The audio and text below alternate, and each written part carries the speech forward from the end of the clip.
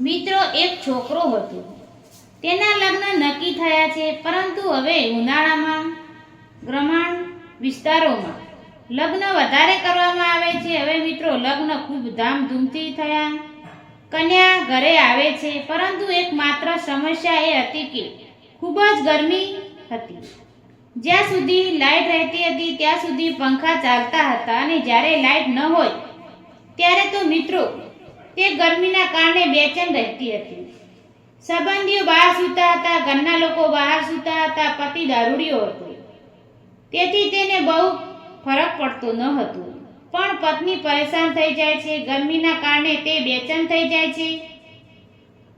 કોઈક રીતે તે 3 દિવસ વિતાવે છે, પણ હવે એક અનિચ્છનીય મહેમાને લગ્નમાં આવ્યા હતા. તે વરની બહેનના દિયોર હતા, કારણ કે વરના જીજાજી વિદેશમાં કામ કરતા હતા. તેના શાળાના લગ્નમાં આવી શક્યા નહીં, તેથી તેની બહેન તેના દિયર સાથે લગ્નમાં આવી હતી. હવે તે 1 અઠવાડિયા માટે ઘરે આવ્યા હતા. તેણે ખૂબ જ ધામધૂમથી લગ્નમાં ભાગ લીધો હતો. જો કોઈ કામ હોય તો તે તરત બાઇક પર જતો, અને એનો અર્થ એ તેણે ખૂબ જ મહેનત કરી હતી. તેના લગ્નમાં પણ મુખ્ય વ્યક્તિ હતો. તે હંમેશા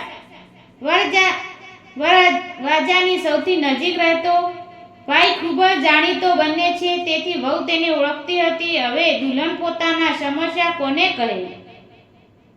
ત્યારે સ્ત્રીઓ કહે છે ગરમીના પણ રહેવું પડે છે. અમારા લગ્ન પણ ઉનાળામાં થયા હતા, તો હવે ગરમી તો સહન કરવી જ પડશે.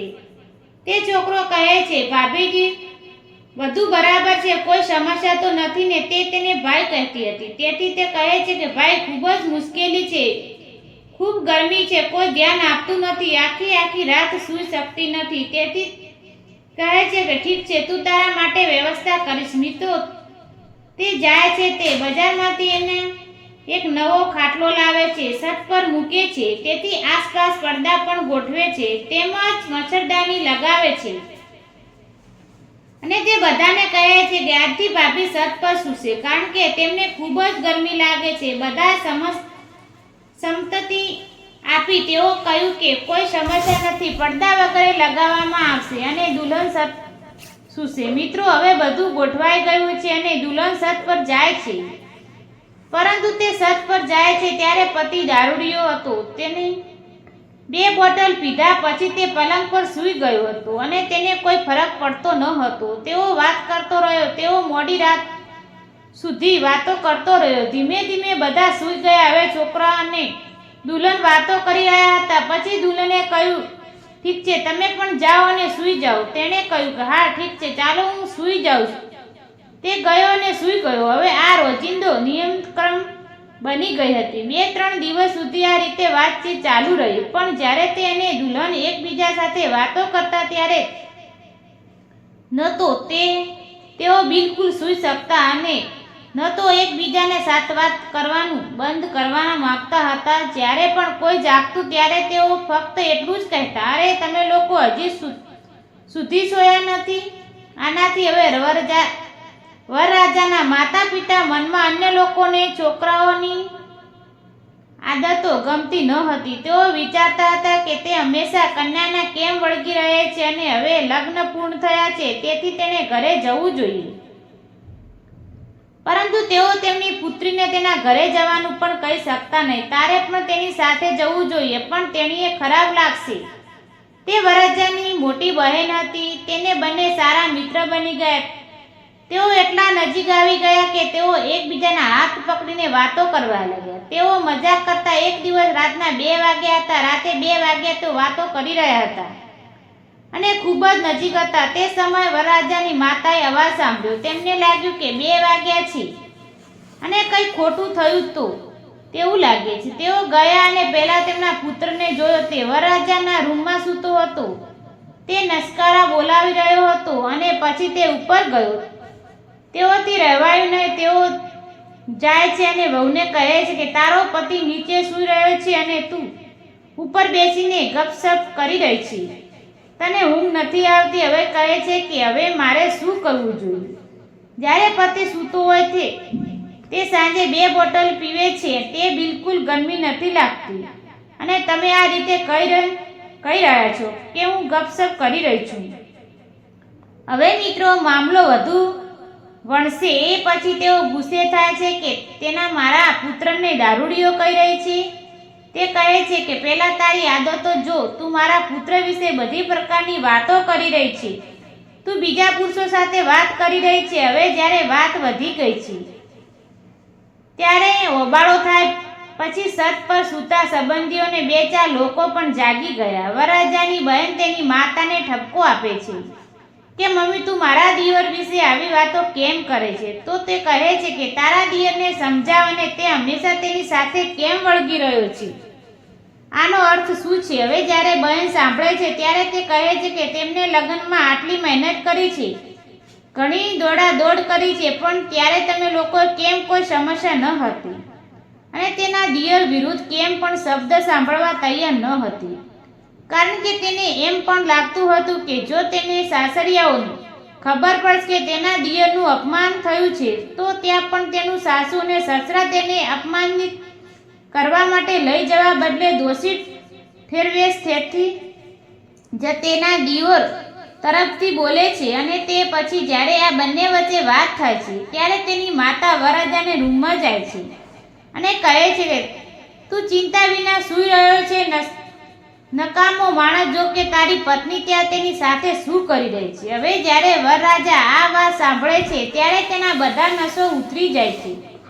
તે ગુસ્સામાં ઊભો થાય છે ને ટેસ્ટ પર જાય છે અને કહે છે, હા ભાઈ, શું વાત છે? તેણે કહ્યું, ભાઈ, કંઈ ખોટું નથી. તેણે કહ્યું, ના, હું ઘણા સમયથી તને જોઈ રહ્યો છું અને તું તારી મર્યાદા ઓળગે છે અને હું તને કંઈ કહી શકતો નથી. તારો સ્વભાવ સારો નથી, તું હંમેશા મારી પત્નીની અનુસર છે. મિત્રો, મામલો એટલો વધી જાય છે કે વરરાજા તે છોકરાને મારવા દોડે છે. લોકો વચ્ચે પડે છે. બહેન કોઈક રીતે તેના દિયરને બચાવે છે, પણ સવાર પડે છે ત્યારે બંને કોઈ રહ્યા વિના ત્યાંથી નીકળી જાય છે. તેઓ ત્યાંથી જવાની તૈયારી કરવા લાગે છે અને બંને નીકળી જાય છે. હવે તેમના ગયા પછી બધા દોષ વહુ પર આવે છે, કારણ કે તેના સાસુ સસરા બધા લોકો કહેવા લાગે છે કે બધું તારા કારણે થયું છે અને જો તારે આ બધું કરવું જ હતું તો તું અહીં કેમ આવી? તારા માતા પિતાના ઘરે રહી હોત તો લગ્ન કેમ કર્યા? હવે મિત્રો, વહુ કંઈ કહેતી નથી. તેને લાગે છે કે બધી મુશ્કેલી તેના કારણે જ થઈ છે. જો તેણીએ તેની સાથે વાત ન કરી હોત તો કદાચ ન તો તેનું આટલું અપમાન થયું હોત અને ન તો મારું આટલું અપમાન થયું હોત. પણ એ પણ સાચું છે કે બંને એવું કંઈ કર્યું નથી જે પતિ વિચારી રહ્યો હતો, પરિવારના સભ્યો વિચારી રહ્યા હતા. હવે તે પછી તે છોકરો વિશે વિચારવા લાગે છે કે જતા સમયે તે કેટલો દુઃખી હતો. તેની આંખોમાં આંસુ હતા અને મારા કારણે તેનું અપમાન થયું હતું. તેને ફોન કરે છે અને પૂછે છે કે તું કેમ છે? તો કહે છે કે હું ઠીક છું. તો તે કહે છે કે મને માફ કરવા, મારા કારણે તારું ખૂબ અપમાન થયું છે અને ત્યારે અહીંયાથી જવું પડ્યું. પછી તે કહે છે કે ના, મારે ત્યાંથી આવવું પડ્યું, પણ હું વિચારી રહ્યો છું કે મારા કારણે તારી બદનામી થઈ. મારે ખરેખર તારી સાથે આ રીતે વાત ન કરવી જોઈએ હતી. વહુ કહે છે કે તારી વાતો ખૂબ જ મીઠી હતી. તેને એમ પણ કહે છે કે તારી વાતો ખૂબ જ સારી હતી.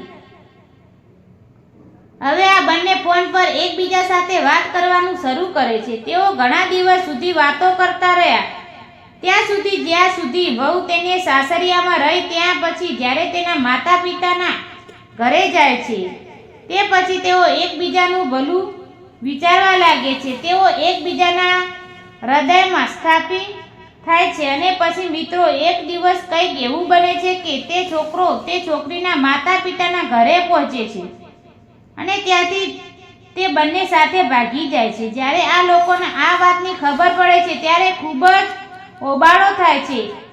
જે છોકરાના લગ્ન થયા હતા એના માતા પિતા પોલીસ સ્ટેશનમાં જાય છે અને પોતાની દીકરી વિરુદ્ધ ફરિયાદ નોંધાવે છે કે મારી દીકરી તેના દિયર સાથે મળીને મારી દીકરી મારી વહુને લાલચ આપીને બગાડવા છે. પોલીસ તપાસ કરે છે. બધા પક્ષકારોની વચ્ચે પંચાયત થાય છે. પોલીસ કહે છે કે ભાઈ, આ પંચાયતમાં મામલો છે. મામલો ઉશ્કેલી નાખો અને પછી ખબર પડે કે છોકરીએ પોતાના પક્ષ રજૂ કર્યો. તેણે કહ્યું કે તેના પતિ રોજ દારૂ પીવે છે અને તેને માર પણ મારે છે, ફક્ત એટલા માટે કે મેં આ છોકરા સાથે વાત કરી હતી અને તે લોકો વાંક નથી અને હું હવે મારા પતિ સાથે રહેવા માંગતી નથી. હું ફક્ત આ છોકરા સાથે જ રહીશ.